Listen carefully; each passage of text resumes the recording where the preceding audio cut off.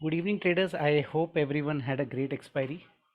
We had a couple of live sessions today, so the call frequency was slightly less. We, in fact, had two sessions with our mentors. The first session was for one and a half, more than 1.5 hours, right? I think we were roughly there for 2 hours. Second session was for 1.5 hours, where we were trying to piece together the expiry setup that we teach during our mentorship. We had a fantastic expiry. Again, volatile expiries in big ranges, right? They tend to benefit me because I trade a lot of reversals and my setups are also tuned there, right? So we all had fantastic expiry in the mentorship program also. Many people made good profits there, right? I hope everyone did good.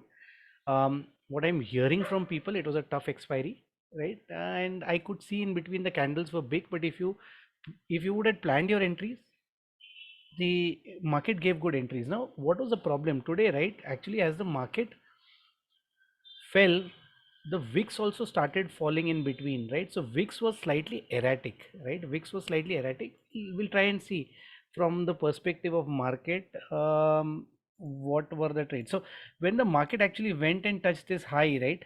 I was live with mentorship students. I said this doesn't look to be an expiry where breakout will happen. Rather, everything was at a resistance, so it may probably break down, right? Now for tomorrow, guys, market has given a very interesting daily candle. Typically expiries, right? I don't tend to look at the candle behavior because expiry generally they tend to close basis the expiry levels, right?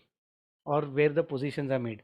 So if I ignore that, right? If I ignore this candle, for me now till market actually breaks above 44,020, right? There is no long, and around 43,660 now there is a support, right? So personally I am seeing a narrow range day, right? I am seeing a narrow range day in the market, so this one becomes a good resistance and the support will come right from the bottom, right here. It's looking like a symmetrical triangle for tomorrow, right? If there's a gap down, I will observe it around 43,550, what market wants to do. um, but the shorting for me, if it opens flat right here, I will short the market for these targets. If it opens gap down, then I will have to wait for the range formation and then an upside move. Gap up, right, will make the day very tricky for me because between 43,880 and 44,000 now there is a lot of supply. So gap up will make it tricky, a big gap up. So you have jobless claims data today, right? So there is some data from US. Typically I would now wait for breakout, retest and then breakout to take a long trade, right? Long is looking risky for me right now. Now why do I say so? Why do I say so, right? Let's go through the components, right? HDFC Bank, again HDFC Bank is trading at a very tricky zone, right? HDFC Bank is trading at a very tricky zone.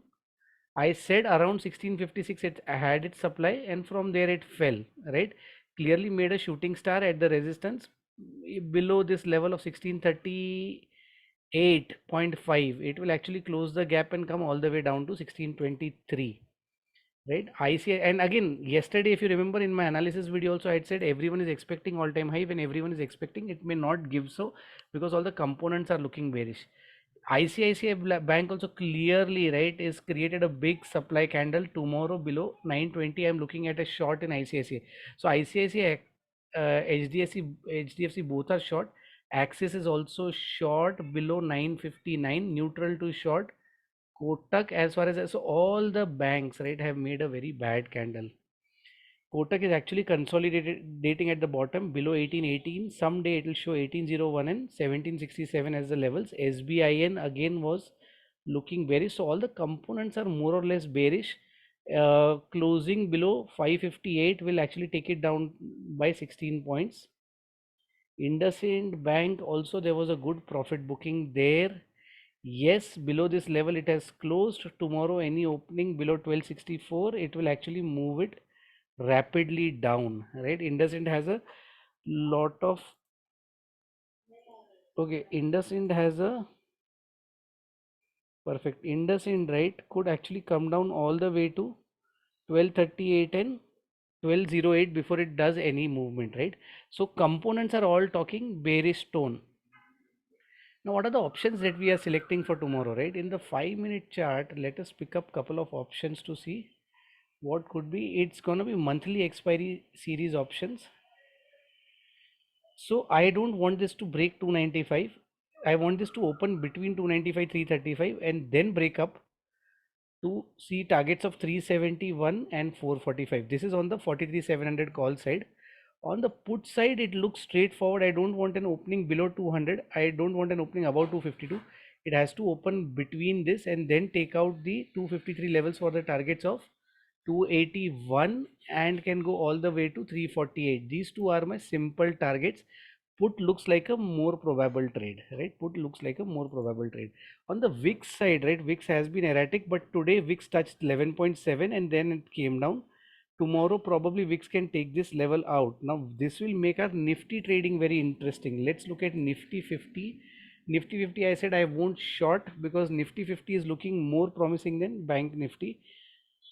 Nifty is still consolidating, guys. Don't short Nifty till you see a level of below 18,723. You wait here patiently. Ideally, tomorrow looks like a range bound day for Nifty.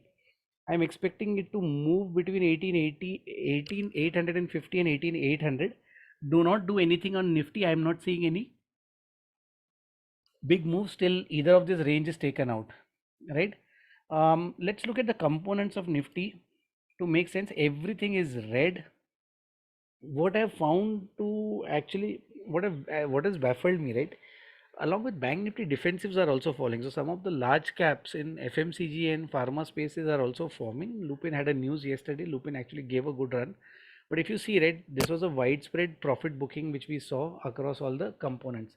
Let's try to see, in fact, what the HDFC, and I think HDFC also had a fall. HDFC also had a fall. Yes, all the group companies had a fall. So component wise, HDFC is also weak. Reliance is also showing some weakness. Guys, tomorrow if Reliance starts closing in 15 minutes below 25.32, it can correct by 15 to 20 points. It looks like a bearish day for both Nifty and Bank Nifty.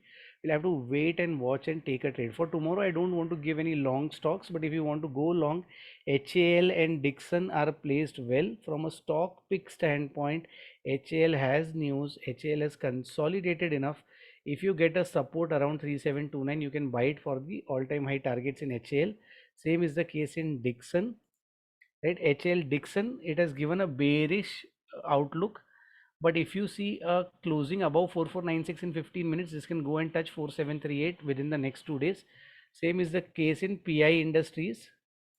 PI Industries, we were looking at this stock. Tomorrow, if it actually comes and touches 3852 in 15 minutes, if it forms a bullish candle, you can see it touching 3939. These are the three picks that we have for the day. Guys, PI Industries, Dixon and HL, all three we are looking at long. They all three had good chart pattern. There was some profit booking. Today you are seeing a red candle, but we are seeing an inversion here, right? We are seeing an inversion here. So friends, that's it from me. We'll try and see if we can. Tomorrow I'll come live. I will be live tomorrow to try and discuss a trade setup. It'll be more an educational series, not a series for um, taking a live trade, right? I'll try and put the time early so that everyone is available. Friends, that's it from us. If you are watching our video and have not yet subscribed, please go ahead and hit the subscribe button, hit the notification button, so that whenever we come live or we are posting any educational content, you can join us. Read a standard disclaimer. These are all educational posts that we put on Telegram. This is an educational series. These are our views. Please do not take this trade without consulting your financial advisor.